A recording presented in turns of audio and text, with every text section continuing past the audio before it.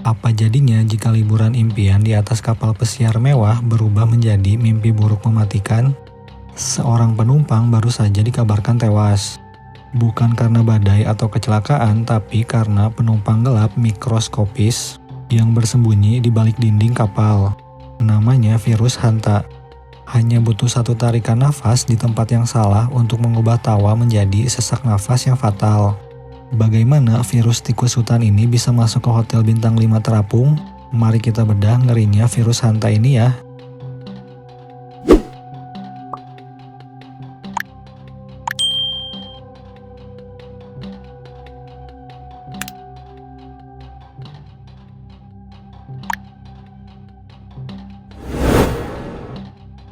Apa itu virus Hanta?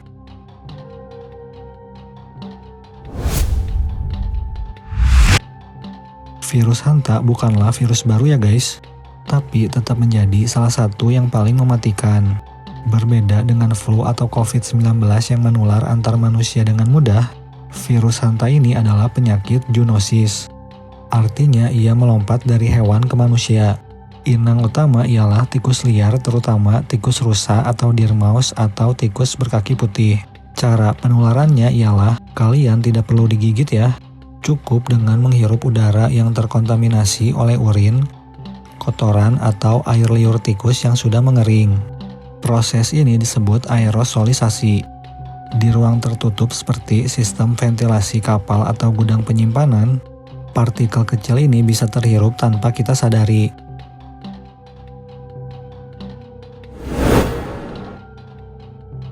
Gejala yang menipu.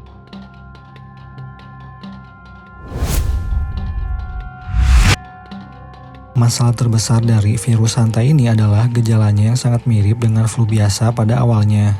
Inilah yang membuatnya sangat berbahaya karena sering terlambat ditangani. Untuk yang pertama, fase awal ialah sekitar 1-5 hari, yaitu dengan demam tinggi, nyeri otot yang hebat terutama di punggung dan paha, sakit kepala, dan juga kelelahan. Yang kedua ialah fase kritis. Ini yang disebut sebagai hantavirus pulmonary syndrome atau HPS. Tiba-tiba paru-paru penderita akan terisi cairan. Yang ketiga efeknya ialah penderita akan merasa seperti sedang tenggelam di daratan, yaitu sesak nafas hebat yang terjadi sangat cepat. Yang menjadi catatan penting ialah tingkat kematiannya mencapai 38%. Itu artinya hampir 4 dari 10 orang yang terinfeksi secara parah tidak berhasil selamat ya guys.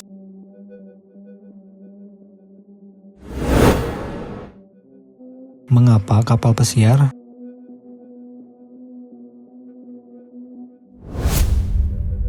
Mungkin kalian akan bertanya, bukankah kapal pesiar itu bersih?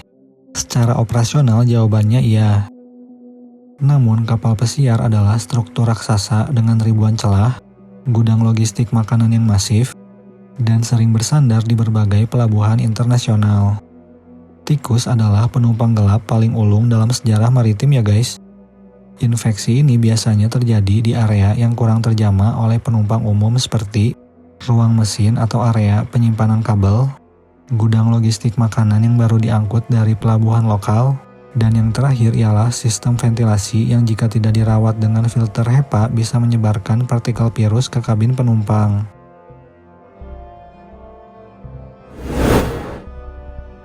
Cara pencegahan dan tindakan.